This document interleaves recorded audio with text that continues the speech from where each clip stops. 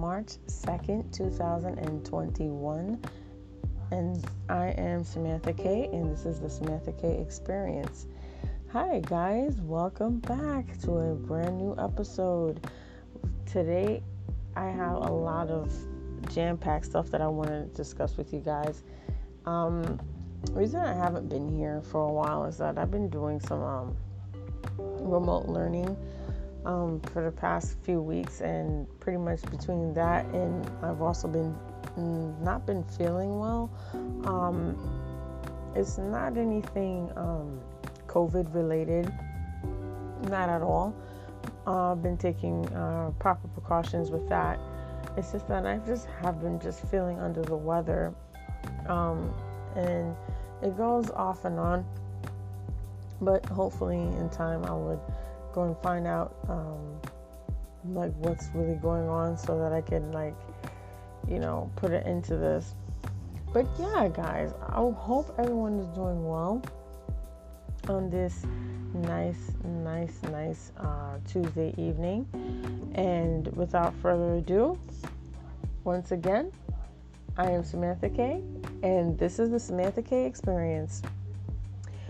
All right, guys, so just a few things. There's a lot of things. I shouldn't say a few. There is so much stuff that I wanted to talk to you guys about today on the show. I've been since I've been MIA, I've been watching a lot of stuff, and I know a lot of you know that I'm into a lot of Netflix documentaries or just documentaries in general. I don't really have a preference on where I watch them. It's just that I have a Netflix account, and majority of the shows that I watch and movies that I watch happen to be on Netflix itself.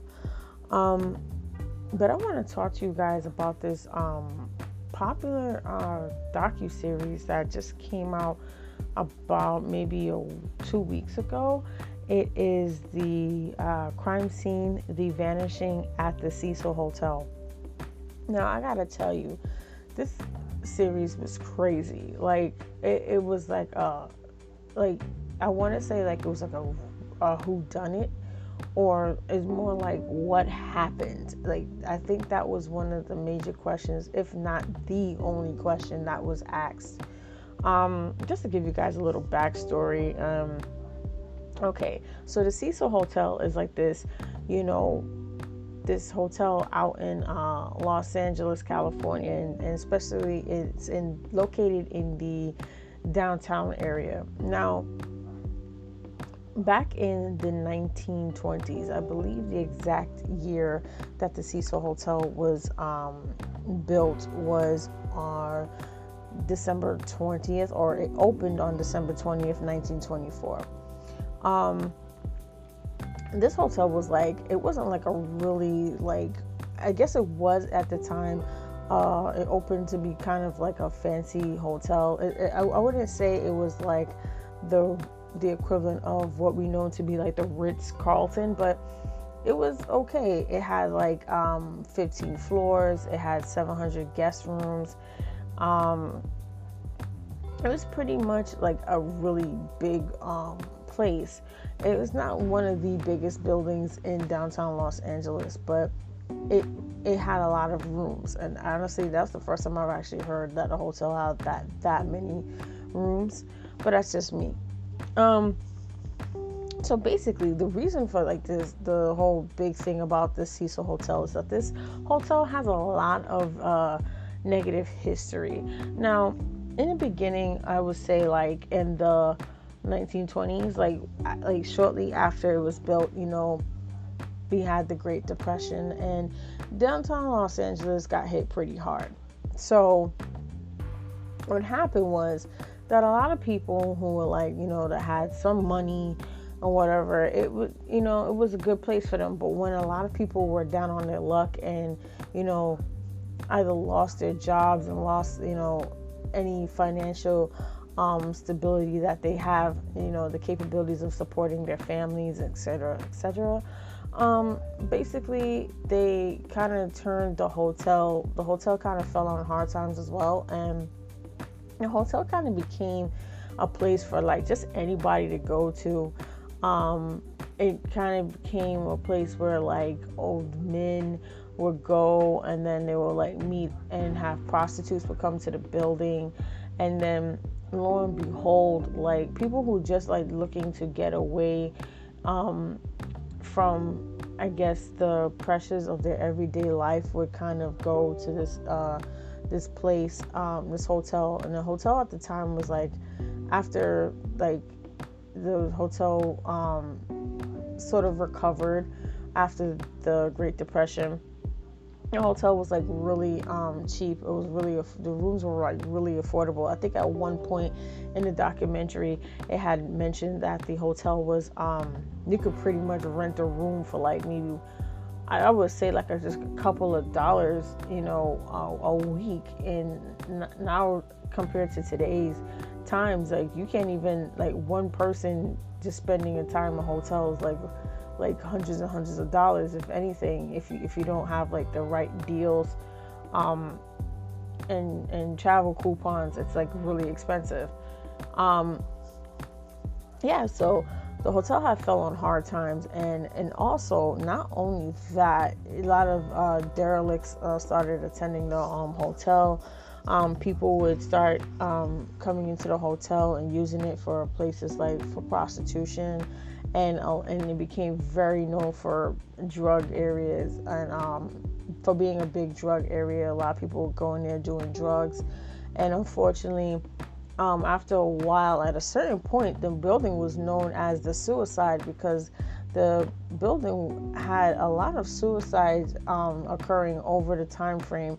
I think it was estimated that the hotel might have had at least a number of I think it's more than well, actually somewhere in the teens. I think it was according to Room Spook. It was a website that tracks hotel deaths. They said that the hotel had at least 13 suicides that happened there. One noticeable one was a man who shot and killed himself in front of his I don't know if he shot and killed himself in front of his wife and child, but he had committed suicide back in 1927. He was 52. He shot himself in the head while he was in one of the rooms after he was unable to reconcile with his wife and child. So he pretty much died on the way to the hospital, or he was already pronounced dead on the scene. Another one had occurred like in 1931. This gentleman, W.K. Norton, he had died in his room due to taking poison capsules and whatnot. So pretty much throughout the 40s and 50s, there was more suicides occurring in the hotel, than I would say practically almost any place else at that point. And it also had a couple of murders as well. A few people have gotten murdered. So at this point, the hotel had a lot of bad juju going on with it. I mean, you've had people dying. Like, I think in the documentary it was stated that pretty much almost like every year, or just someone passed away in the hotel. At one point, I think they mentioned the former hotel manager had mentioned that she was in the process of giving a tour to someone who was going to stay at the hotel, and the SWAT team, I believe, had their guns drawn because a guy was running around, and I think he was stabbing people or something like that. So they told her to like get back. And it was like a really intense situation. It was like a standoff and such. Also, like the weirdest thing, it was also said that the serial killer, Richard Ramirez, who was known as the Night Stalker in the 70s and 80s, he was known to be a resident at that same hotel. the funny thing about the hotel is at one point or another, the hotel had become kind of like sort of a, you know, they cut off like parts of the hotel and transformed it into this nice little fancy smancy place for the more like modern folks who are like more into like tech and stuff. And so one side, literally the other side of the hotel was called Stay on Main, while the other side was pretty much known as the Hotel Cecil. So you still had like the kind of like the disturbed and you know, those type of people in the hotel mixed with people who were, you know, just looking to vacation and see what, you know, Los Angeles is all about.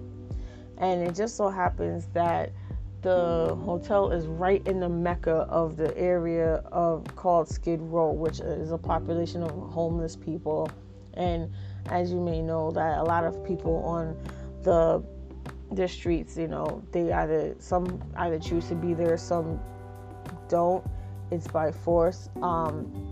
Some may be having mental issues that they may not be able to handle, and you know, a lot of people just dumped out on the street, and they're pretty much like forgotten and uncared about.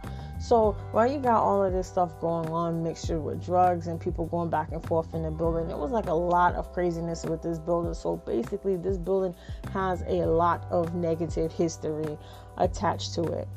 And unfortunately, the docuseries, is basically about this young lady who came from Canada. She was trying to just you know, see the sights and meet new people. Her name was Elisa Lamb, and unfortunately, while she was staying at the Hotel Cecil, she passed away. So the docuseries pretty much takes place over a certain lot of time. She decided that she wanted to travel to the United States, go sightseeing, go and visit and stay at this place because it was affordable at the time. And the hotel, everything seemed to be going somewhat okay. Like she, you know, she would write on Tumblr, on her social media page, about meeting new people, and she would discuss about like, you know, she was just really good with her words, and she would talk about a lot of personal stuff about her life and, you know, what was going on in her head, like what was she thinking. So she pretty much chronicalized a lot of things that she was going through on Tumblr. So the situation is, sometime before she was said to have come back home on this vacation that she had taken, something goes horribly awry, and she ends up disappearing. Unfortunately, what happened was, the hotel hallways did not have any cameras visible. They only had a camera set up in the elevator. So what happened was, when she was reported missing, it had been like, I think a day, the same day she was reported missing by her family. The problem was that when police finally got the footage of her last known whereabouts, it seemed to be like she was either under the influence of something, or she was just like really acting kind of erratic, like she was pressing a lot of the elevator buttons, and she seemed to be looking outside of the elevator because it seemed like she was looking to see if someone was following her. So we never really got to see from the footage what exactly she was looking at, or even if she was talking to someone in the hallway. And there have other people in the show that talk about, you know, who followed the case too, who also make maybe video content about it on things like YouTube or some type of social platform.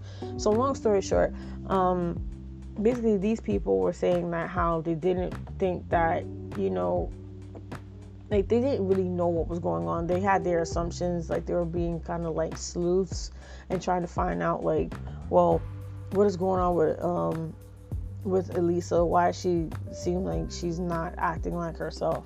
So as we go on, basically we find out that by her own admission that she is bipolar. She found out sometime before she actually attended this trip, and she's been bipolar for some time. She was staying originally with another set of women who decided that they didn't want her in their room anymore because she was starting to act too erratic and too bizarre. So the hotel decides to move her to another room by herself. And this is where everything kind of turns to shit. So now you leave this girl unattended, and you obviously know that she's been acting kind of weird and awkward and with her behavior, and no one says or does anything or contacts her family to find out what's wrong with this girl. So about a few days later, obviously at this point the police get involved because now it's a kind of not a local thing, because she says she's from overseas, she's in Canada. Now this is a real serious thing. So she goes missing, and no one seems to know where she is. No one can find her. They put her effects in storage. The police go and look through her computer to see who was the last people she spoke to, things of that nature. And they find that there was two guys that escorted her back to the hotel because she had purchased some books, and they were in a box, and she was afraid of how she would be able to travel with the box since she was going back home, and whether or not it was going to be too heavy for her to carry. The police interviewed these two guys. The two guys never, according to the video footage that was seen from the inside looking outwards towards the main entrance of the hotel, these two guys were never seen or heard from again, and never seen interacting with her or in any type of capacity whatsoever. So it was like, well, what happened to Elisa? Like, did she just disappear? Did somebody in the hotel do something to her? So like all of these questions started coming up, and no one could find out exactly what happened to her. Unfortunately, some time had passed, and I believe it had have been probably maybe a couple of months or a few months after she had disappeared. A workman at the hotel was had gotten a complaint about the water pressure being off, and also when people would drink the water, it tasted funny to them. So he went up to the roof, and the roof has like these 4 different I want to call them cisterns. Sorry, it's not a word that I use often, so please bear with me. So they have these four big water containers, and when he opened the lid to one of them, or as they say, he opened one of them, then inside was Elisa's dead body floating at the top of the water. So he apparently closed the hatch, and then went back and reported that he found this young lady. Now, the major thing that the police I might have to tell you guys, or I am going to tell you guys, the police searched the roof. They tried to retrace what they thought was Elisa's last steps and could not find her. They even had search dogs and nothing. So then people started thinking maybe she was, hidden somewhere and then placed there after the fact or whatever. Because she was wearing clothes when she was seen in the video. And this was a video that was like pretty much viral all over the internet back in 2013. And she, honestly, I was just like, wow. Like, I was so, like, annoyed at the fact that a lot of these cases I hear, like, things could have been solved easier if people would have just taken the extra step, the extra mile, especially when it comes to like police work. Like, I don't like to be critical of the police and how they do their sleuthing and their job, but it was just one of those things, like, you guys could have possibly found her earlier, and we could have probably found out and determined what it was the cause of death. Like, how did she even get there? So the theory is that when she leaves the elevator, she immediately goes to her left, and there's a set of stairs that's just out of shot that you guys can't see, or anybody can't see, unless like you're really there or something. And it said that she walked up those stairs, and then there's a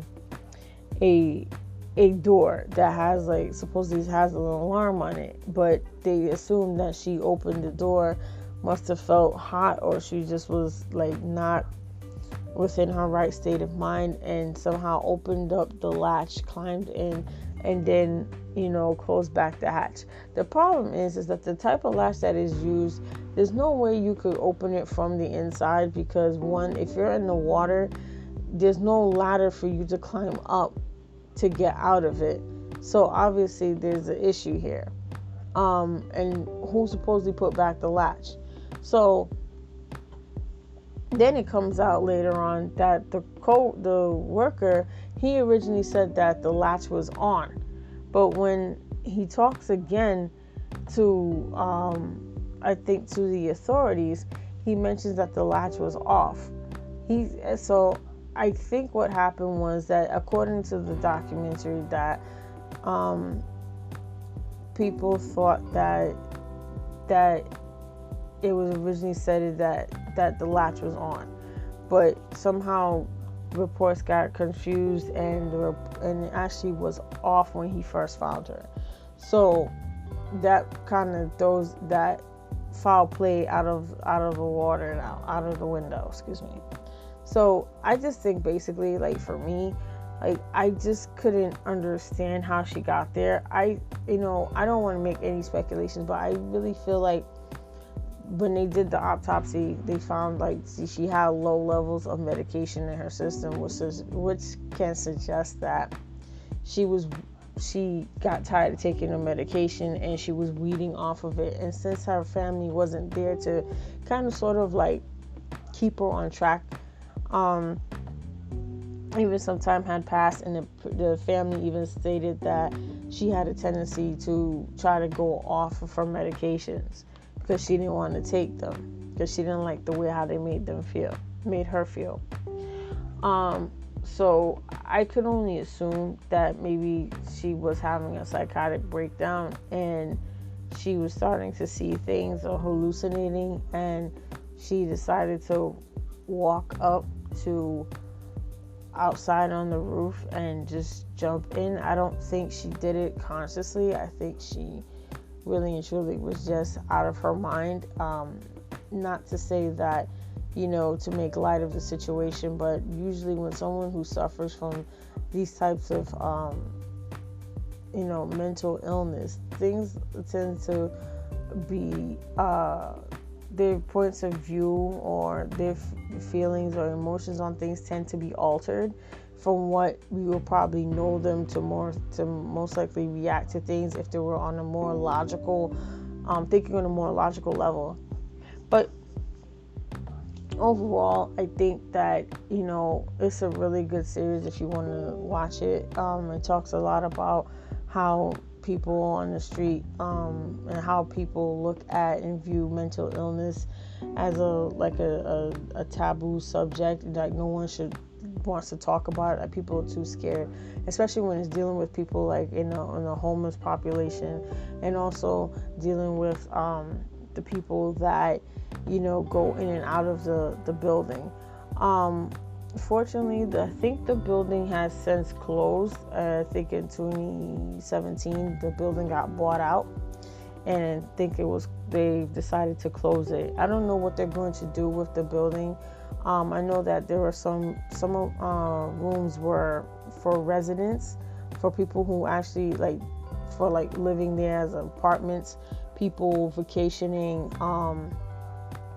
and for other things. So it had a multi-purpose. It wasn't just for, visiting and stuff like that. Some floors were dedicated to visiting. Some had actually personal floors. But the problem was that the way that the elevators are built, people are going to mingle with each other. You might have, one person from, the city who likes, caramel macchiatos, and then they're intermingling with someone who's on the street that might have just gotten a room because from some money that they might have gotten from, out on the street, or money that they might have saved, who might not be in a good financial state or best way personally.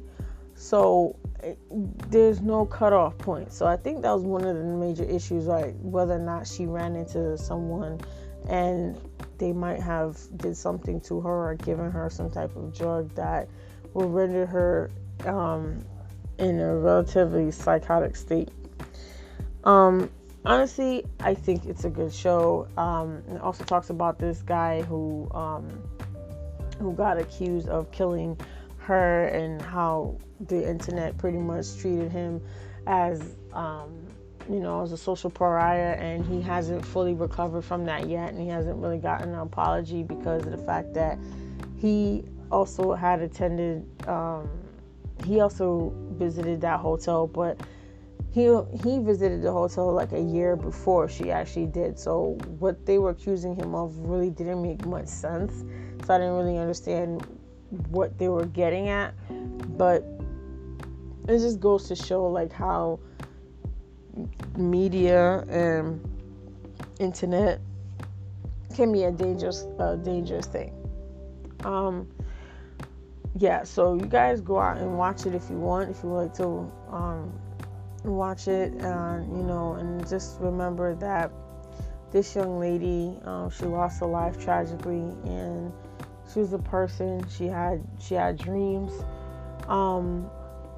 She wanted to become a writer, and through her writings and stuff that people have read online, she was really good, very thought-provoking person. And I just wish that things had worked out for the best for her instead of what ultimately happened to her. So rest in peace, Elisa Lam. You are missed, and I'm sure a lot of your friends and family, they miss you terribly. And I just hope that you find the peace that you unfortunately couldn't find on this earth. Whew. All right, guys. Well, I'm going to take a quick break, and I will get back to you in about 2 minutes.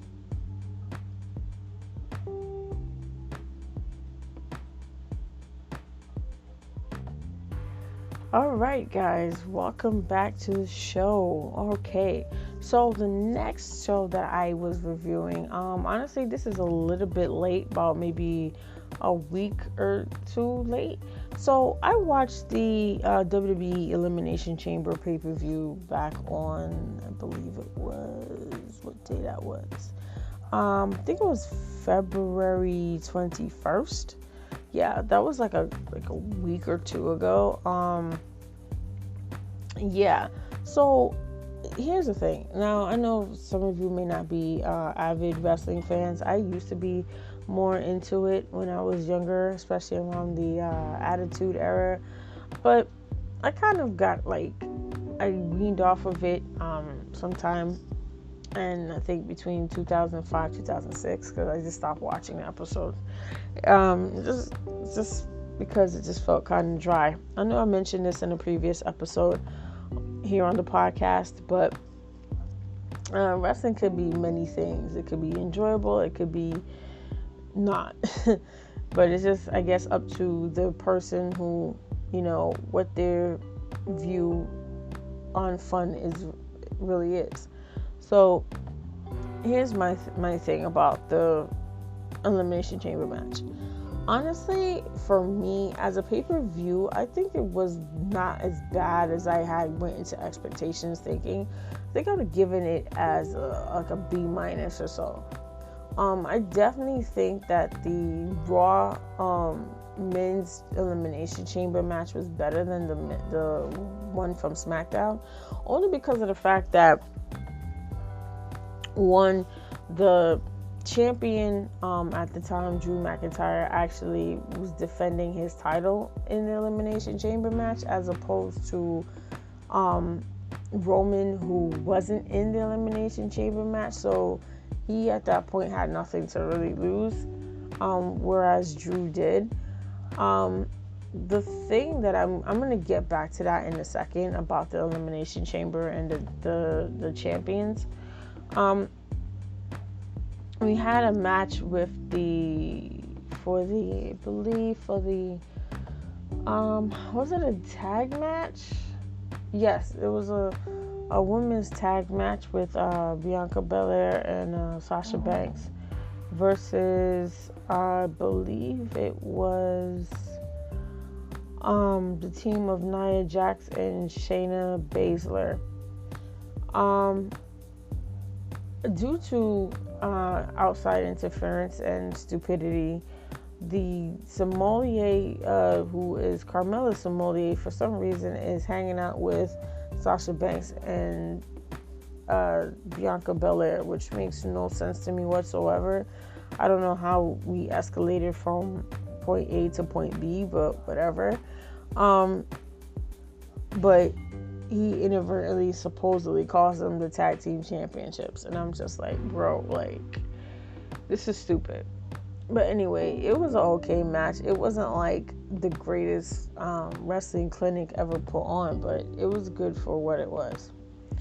I'm trying to think what were the other matches that I saw that night, and I'm just kind of drawing a blur.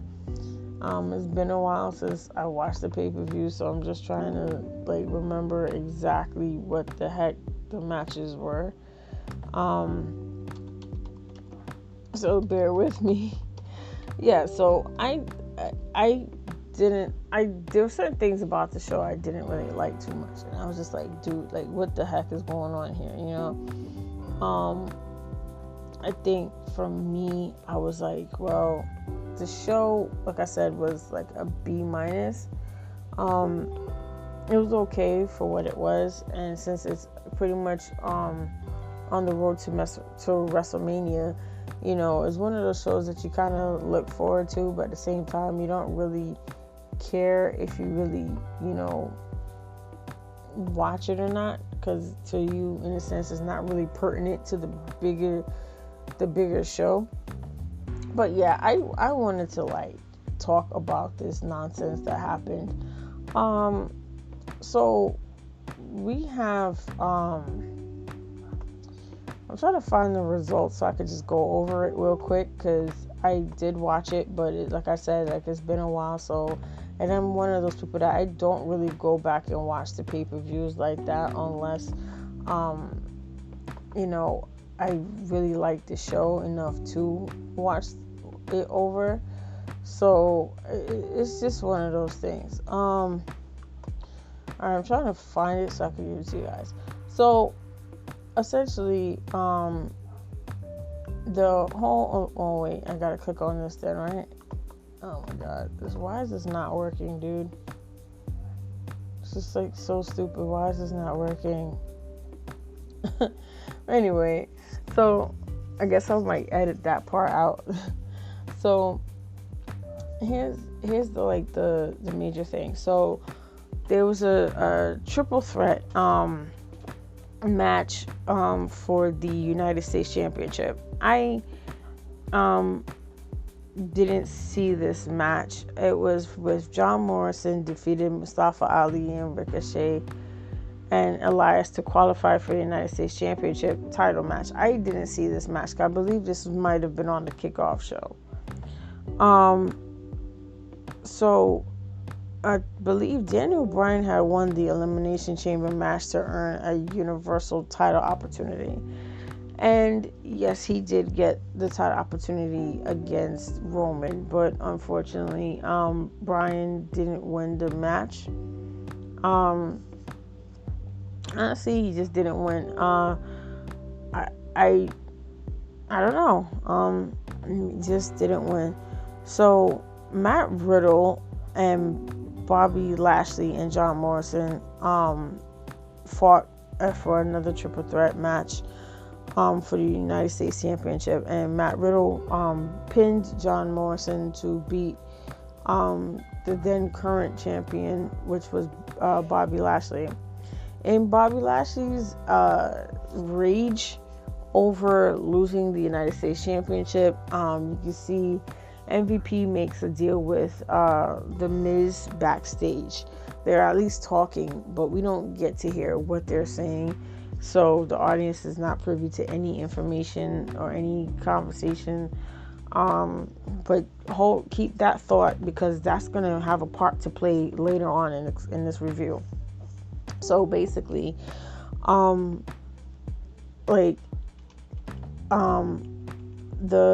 Money in the Bank men's battle. Now, Drew McIntyre won the Elimination Chamber match, and he was currently champion at the time. What the part I didn't like so much was, now a lot of people got on, didn't get on my case about it, but a lot of people said that they didn't understand why people were so mad that The Miz ended up becoming the WWE champion. I think it's like, oh, it's been long overdue. Let me explain something to you.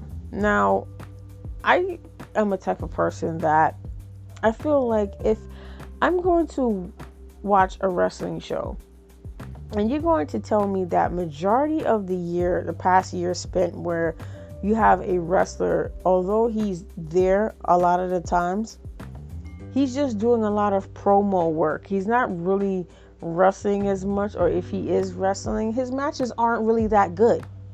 And I know people are going to be like, but Samantha, the Miz isn't that bad of a guy. I'm like, first of all, listen, I don't care. This guy's been in, and listen, I like The Miz. I've been a fan of his since when he was in, when he first started in Tough Enough, and when he was in the Road Rules and the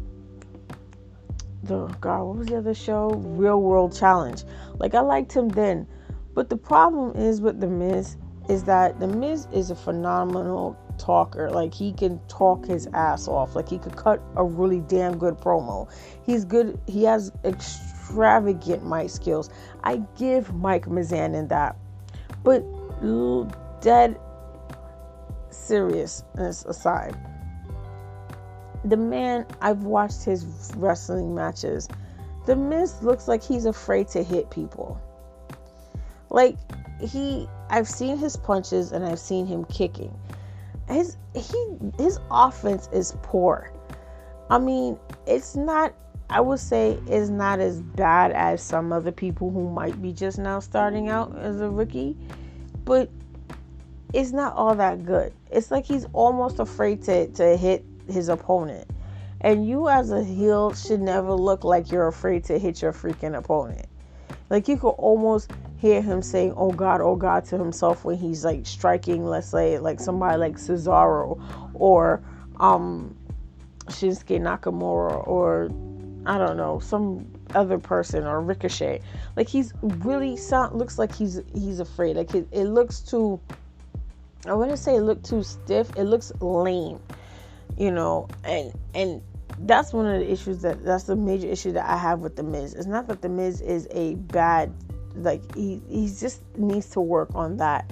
And I mean, for all the years that he's been there, you would have think that he was gotten better. People say, yeah, he's gotten better over time, but I'm like, where? I don't see it. It literally feels like it's like a turtle hiding in its shell. He doesn't seem like he's gotten any better. I'm pretty sure that people will hear this review and oh gosh, she's trashing The Miz. I'm not really trashing him. I just look at some of his stuff and I'm just like, yo, dude, you could have done so much better. And on top of it, they didn't really give him much to do. the company forced the belt off of Otis because they realized they gave it to somebody that they really didn't think in the long run really deserved the belt. They make him get rid of it off of some bullshit technicality. They had his partner turn on him to make him lose that title, and then they moved his former partner to Raw during the superstar shakeup or whatever the hell they call it, the draft, and they never completed that storyline with Otis. A few months ago, Otis had a girlfriend named Mandy Rose. It was pretty much like the Beauty and the Beast kind of thing. They had that storyline. They moved Mandy to Raw. That deaded the storyline automatically. They moved Tucker over to Raw. Haven't seen Tucker since that pay-per-view that Otis lost his briefcase, his Money in the Bank briefcase. And that was it. Like, they legit just fucked this guy out of the damn briefcase. And then after that was the end of it. You never heard of him again. Well, you do hear from Otis, but you never heard of his former tag team partner. And that was the end of that. And then they had The Miz try to cash it in at TLC, but then they said that because John Morrison, who's The Miz's tag team partner, cashed it in for him, it doesn't count. But then I said, wait a minute, and then someone brought this up to attention. I believe it was JD from NY206 had mentioned it on his podcast. It's like, that doesn't make any sense, because look how many times that Brock Lesnar had the Money in the Bank, and Paul Heyman, who's his quote-unquote advocate, has cashed in the Money in the Bank on Brock Lesnar's behalf. So how come one situation it works in your favor, but the other situation it doesn't? Like, that shit right there doesn't make any sense. And right there, the company, WWE, screwed themselves, because I don't think they really understood that people pay attention to things. And I don't want to be a nitpicky type of person, but that's kind of stupid. You can't say in one instance, yes, somebody could cash the Money in the Bank on someone else's behalf, on the bank winner's briefcase winner on behalf, and then another they can't do it. It just seems stupid. And obviously it was a design to keep The Miz with the briefcase for a little while longer, because then Adam Pearce had came and told him, well, since John Morrison did what he did, you're still technically the Money in the Bank winner. And I'm like you won the briefcase by someone else's turning their back and cheating, essentially, and being jealous of not getting an opportunity. And guess what? The guy's still not getting an opportunity. So what does that really matter in the end? But going back to The Miz, Bobby Lashley comes out at the end of the match with Drew McIntyre after he ended up winning the Elimination Chamber match. Completely decimates the champion, beats him to damn near the pillar of the post, brings him back into the ring. The Miz's music hits, and I automatically felt the dread pour into my soul. Like, I heard the word awesome, and I was like, I freaking knew it. That's what they were planning on doing. They decided to have Bobby Lashley table scraps the wounded champion, and then here comes Miz, goes table scraps some more, swooping, tries to pin him, doesn't get it. Then he hit him with the skull crushing finale, and he ends up becoming a new champion. And no lie, I think by the next night he lost the championship. I think that's what happened. I didn't watch WWE Raw the next night. I just watch the pay-per-views and maybe dabble in the show every now and then, but that's about it. The problem that I have here is that the company's unwillingness to see the true potential in Drew McIntyre in terms of him being a title holder.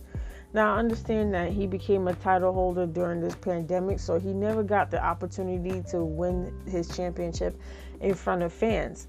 a live audience at that, which really effing sucks, and it was just dealt a bad hand. So I felt that, yes, it was the right move to make him champion, but you guys made him lose this belt like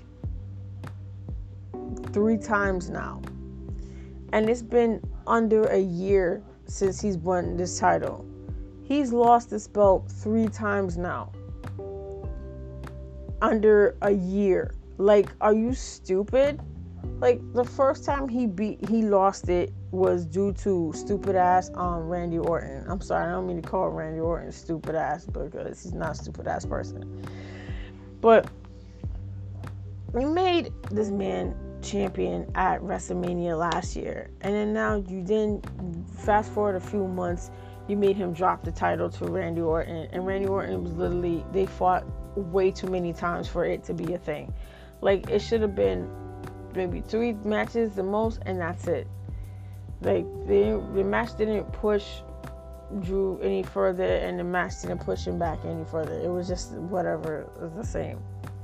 It didn't really help do anything for Randy Orton either, because Randy Orton was literally like WWE champion for like, what, maybe three weeks to a month, and then that was it. Then sometime after that, Drew gets the belt again, so now he's 2-time champion. Now you're thinking he's gonna hold on the belt to WrestleMania. What happens? He gets all the way here. First, he contracts COVID along the way within the past few weeks or so. He contracts COVID, is healthy enough to participate in the Elimination Chamber match, and then all of a sudden, it's like pure, unadulterated chaos, because now you just got this guy winning and beating him, and he didn't even make a full year as champion. Roman Reigns was out for majority of last year. Took off during WrestleMania. Didn't come back until, if I'm mistaken, it was probably didn't come back until Payback. If I'm not mistaken, if that was the pay-per-view, and completely decimated The Fiend and Braun Strowman. Just came back, just attacked him and everything, and then he essentially then becomes champion later on by defeating I forgot who he defeated to get that belt, but anyway, I think it was Braun Strowman he defeated to get that belt. So I'm starting to think, well, what are you doing? So it was just one of those, like, it doesn't make sense. It's like they just treat Drew like he's just like the title WWE Championship is so insignificant compared to the Universal Championship. And I always felt like this: if you're going to have two major titles on the show, treat them the same on each show. Like, have his belt be represented in the same capacity that the Universal Championship is. Is it not a title that the champion is wearing? So what is the problem? Like, I just don't understand, like, their constant need to do certain things to make it look like Drew will never be even remotely in the same league as Roman, because Roman is now the golden boy for the company, even though it still technically is John Cena, but John Cena is semi-retired, so I guess it's kind of like one of those, well, I still got more to go in the tank. But I don't know. I just find like that they just need to fix that type of mentality. And, I just hope that things work out. All right, guys. Whew. I'm telling you, I'm getting kind of parched here. All right. So that concludes the TVs. Now, the movie section. I was going to talk about these 2 movies here. I guess I'm going to talk about them in a brief, or try to come, we're getting close to maybe an hour. So I'm trying to talk about these movies in briefly. So I watched this movie called Namaste Wahala, and it translates into Hello Trouble.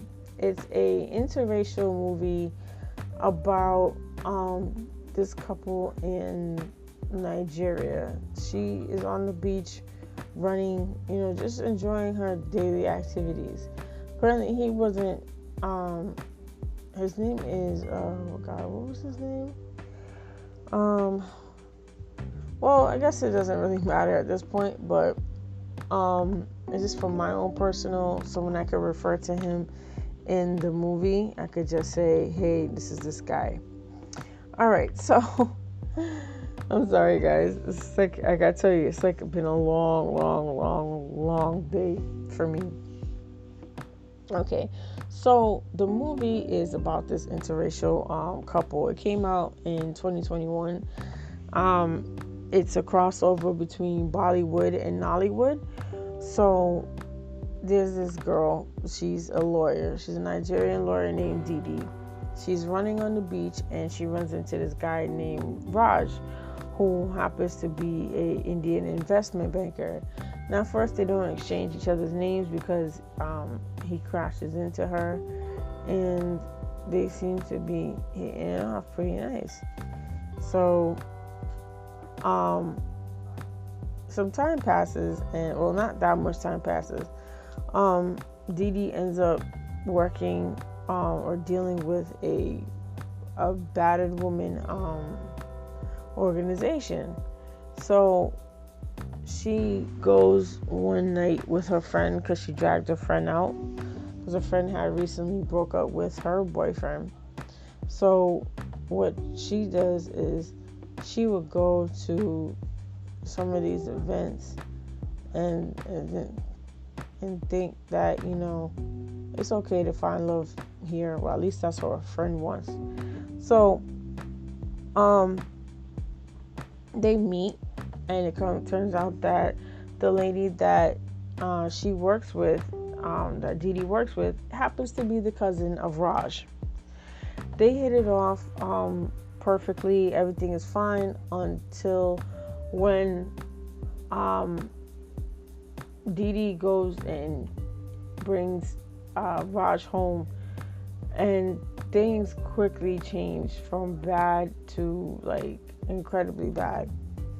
Her father doesn't like the fact that he's Indian, so that was one of the issues. Then the fact of the matter is that the father wanted Didi to marry somebody who was Nigerian, like this other character named Sumto. Like, Sumto was a worker at her place of business, but she just doesn't want to be dealing with him.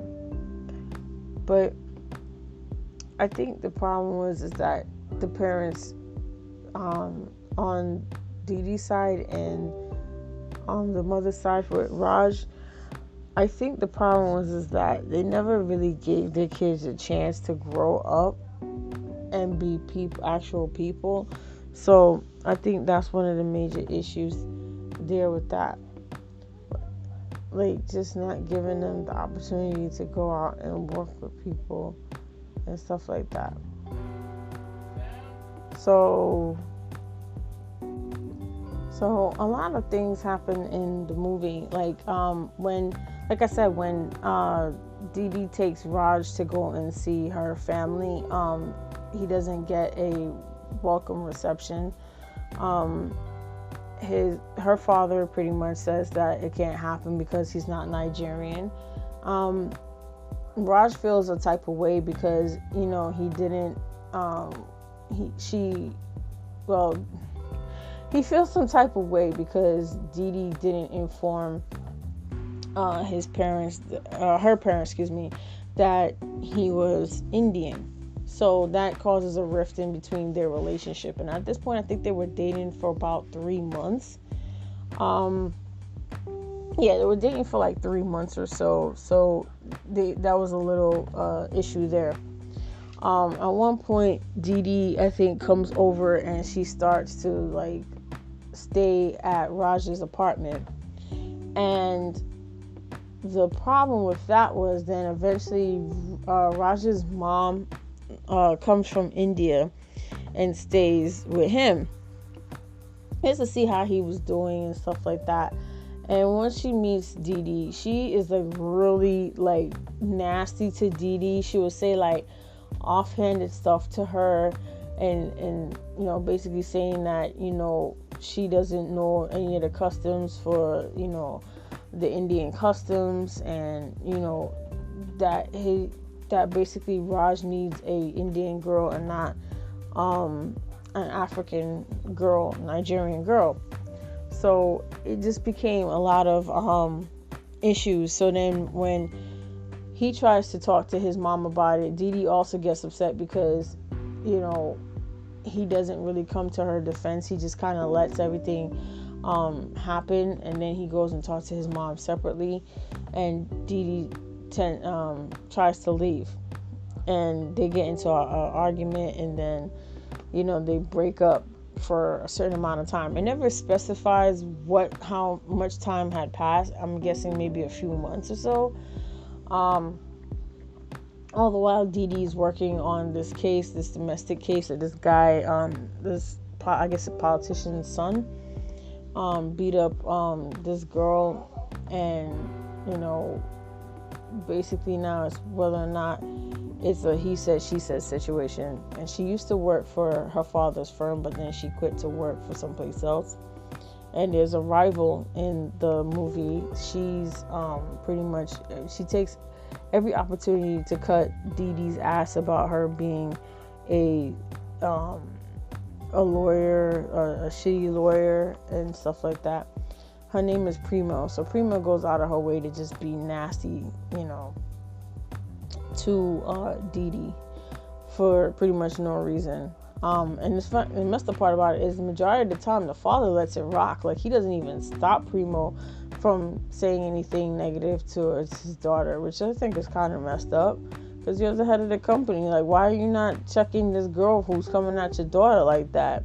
Just because she chose to work as pretty much like a public defender? Like, that doesn't make any sense. That's not cool. So surprisingly, in here, some told the potential love interest, surprisingly, he doesn't come off as a potential love interest, because it seems like he's not really down for the idea of being in a relationship with Dee Dee. He probably entertained the idea maybe like once, but it never really came into anything. So I think he just kind of came as the, you know, supportive background friend. But he was there, but not as seen in almost every scene that they were in.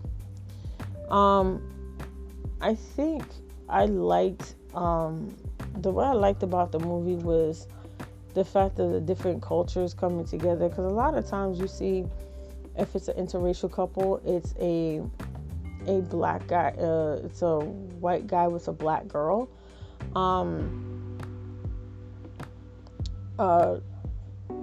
What did I just say? White girl? Okay, hold on. Let me rephrase that if I did make a mistake. You will see a white guy with a black girl. Yeah, I think I did say it right the first time. I'm sorry, guys. Yeah, you'll see that a lot in a lot of TV shows nowadays and movies. So I think it was refreshing to kind of see like the black African girl with an Indian guy. It's also good to see like there was one scene where they were both cooking like their traditional foods respectively in the kitchen. So you had like fufu and something else on one side, and then you had the mom's Indian dish, and they were both giving it to Raj to see whose dish was better and who served it better. And Raj ended up liking his girlfriend's, and he just got full, and I think he ended up leaving because it was just like they were just doing the most. But I like the different cultures and the fact that at the end she actually they actually got married, because he kept saying in the beginning that she's the girl that I want to marry, and I'm like, dude, you don't even know her, how can you say you're gonna marry her? But I like the dance sequence that they had in the movie when they first started dating. I like the fact that they had her wear the traditional Indian garb. It wasn't too like cultural appropriated. So I tend to like the movie a lot. I think this movie is a keeper. I probably would watch it like maybe one more time afterwards, but probably maybe not that much, because quite frankly some of the dialogue was a little hard to understand even with the subtitling. So I think this is just going to be like maybe a 1 or 2 times, and that's for me. All right, now to the kissing booth number 2. So I left off with the kissing booth where Noah is going off to, was it Yale? I think he went off just to Yale, and left our poor protagonist Ellie behind. Ellie decides that she's going to try to do things without, Noah, and she's feeling some type of way because Noah had gotten into a good school and she still hadn't heard anything from any of the schools that she wanted to go to. So the kissing booth comes up where she and her friend are trying to raise money again, and they decided to pretty much make the idea for the kissing booth. The problem is now the new guy, they're trying to get the new guy to come to do the kissing booth.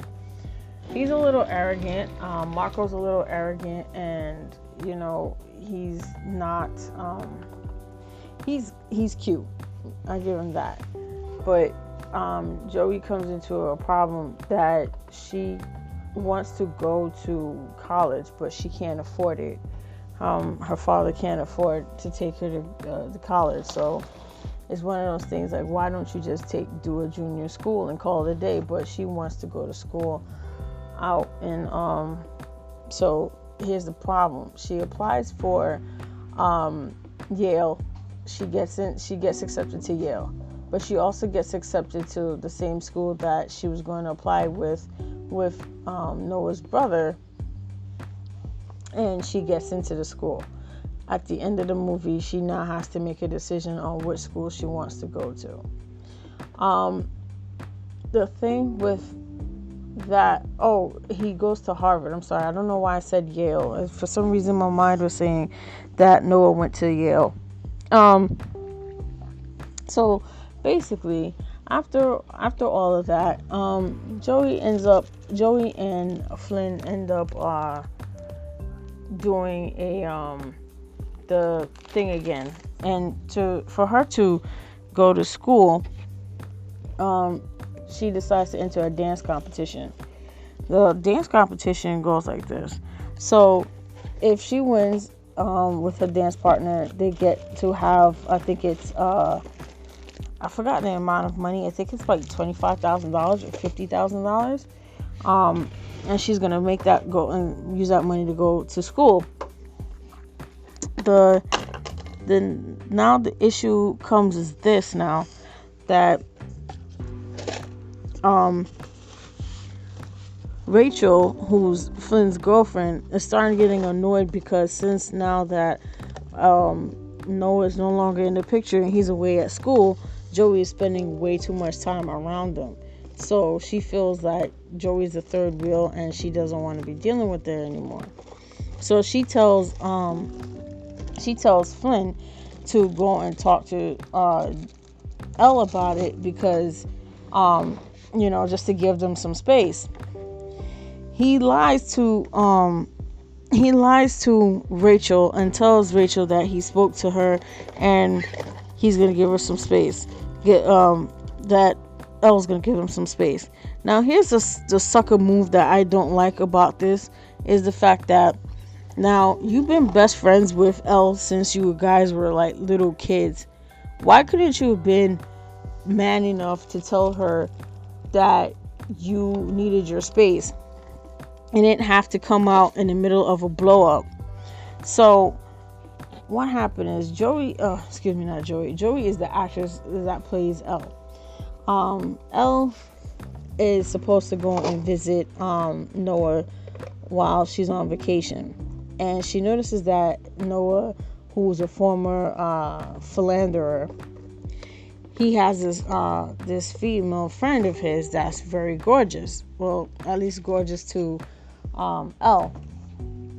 And she notices that he never really spoke about her and stuff like that. So Noah's reasoning for having the female friend, and he also has a lot of male friends as well. The reason why he has a female friend is because he wanted to have the same experience that Elle has with his brother, since they grew up together and they're so close. So that was his reasoning for it, and he told her that nothing happened. Upon Elle being in his room while he was in the shower or something, Elle discovers a mysterious earring. So now she's upset because she's thinking that he's cheating on her with this girl named Chloe, who's his friend. He tells her that he doesn't know where the earring came from, and we have no choice but to believe him, to say that he's telling the truth. But you know how these things go. No one ever really asks the right questions or says the right things. We just only go on assumptions because of our own personal emotions on the matter. So that's pretty much where that went. And basically Joey ends up feeling like withdrawn. So when she comes back to school, she kind of sort of gets close to Marco, who's like this the new kid in the school. He's cute, and sparks start to fly, but she's still with Noah, so she's feeling conflicted on her feelings of whether or not Noah really wants to be with her, or if she should give this guy a chance. Now, Joey, during the dance competition, Flynn decides that he's gonna go and fake an injury so that she could dance with Marco, who is a better dancer than Flynn is. So Flynn ends up bowing out. He ends up spending time with his girlfriend, blows off his best friend for his girlfriend. And then when they have a Halloween party, Flynn ends up dressing up completely different to what Rachel wanted, because they never told Rachel that they changed the costumes that they were going to wear for Halloween. They end up dancing together, and Rachel gets upset. She starts getting mad at Elle. Elle doesn't understand what's going on. She tells Flynn to go after Rachel. Because he said maybe I should go talk to her. And she was like, no. Well, he was like, no. So basically, there's a lot of teen drama like activities going on here, bad behavior. So at this time, Elle decides to give her friend some space or whatever,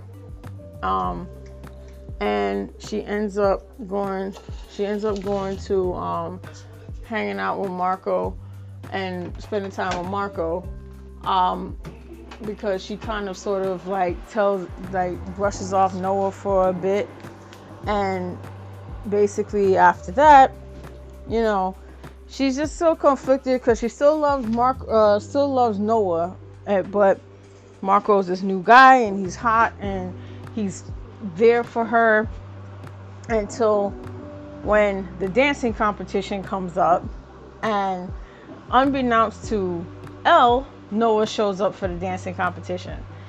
She and Marco get the highest score and they win. Unfortunately, as a lot of things do happen, the two characters get, the opposites attract, and they end up kissing at the end of their routine. She looks out just as they give them the grand prize of I think it's the $25,000, and sees Noah in the crowd, and Noah gets up out of his seat and walks out. So now Noah is pissed because now Elle just kissed this other guy, and then they have the most awkward Thanksgiving dinner ever. So to be petty, Noah invites Chloe, the same girl that Elle thinks that he's cheating on her with. At the same time, Flynn invites Rachel, who's still mad at Elle because she thinks Elle is cop blocking them all the time and doesn't let them have time to themselves. So when somebody asks the question and then out of nowhere, Rachel just starts going into Elle about how she never gives them any time to themselves and she's always around and you know why she's always in their face and then Elle's like, I don't know what you're talking about. And then she said something to her like, even after Flynn spoke to you, you're still going ahead and you're still not listening about giving us some space. And she was like, I don't understand what you're talking about. He never spoke to me about anything. And he turns to her and he's like, yeah, I was going to tell her, but I never got around to it. And apparently she tried to go and speak to Rachel about it. Rachel was like, no, I don't want to hear it right now. And then she left. On the same token, Chloe and Noah was talking about trust issues and all the other stuff. And then Elle shows him the earring that she found. And she said, you know, yeah, I was wrong for kissing him. But look at this. Like, what is this doing in your room? Apparently, unbeknownst to Mr. Noah, the earring had dropped in Chloe had spent the time with, I think, her boyfriend or some guy that she was seeing in Noah's room while Noah was away, and apparently never told him that she stayed in his dorm room, and then the earring was mysteriously left behind, must have fallen out. So that's why Elle thought that the earring was due to the fact that they were having an affair, because there are times where she would call him and he was unavailable because he was hanging out with Chloe. And she started to feel some type of way about that. So unbeknownst to her, if people would have just asked the questions, everything would have been probably solved in about maybe 20 minutes. At the end of the movie, Marco comes and he tries to go to the kissing booth, and I think to try to talk to Elle to try to make sure, like, you know, what he was feeling was real. And she told him, like, yes, she likes him, but her heart is still with Noah, so she's gonna stay with Noah. And that was the end of that. So there's no relationship between her and Marco on that romantic level. At the end, also another kicker, Flynn is actually mad with Elle because Elle apparently applied to Harvard and he found her application in her bag when she left it in his car by accident. So basically, a lot of people was mad at Elle for doing things, and one was being mad at Elle for no reason because Elle didn't really know what was going on at the time. So it was just one of those, like, well, if you'd have just spoken to her, maybe she would have gotten it type of thing. So it was just like one of those things. But she and Noah reconciled, and you know, so did Rachel and Flynn. They also reconciled. Marco was basically told to forget about her by his friend, that she's not worth it, but he is like, nah, I think she is. So we will see in the Kissing Booth movie number 3, which is, I think, set to come out sometime this year or maybe in 2022. I believe it's going to come out next year. Just so that you guys have a heads up, the movies are on Netflix.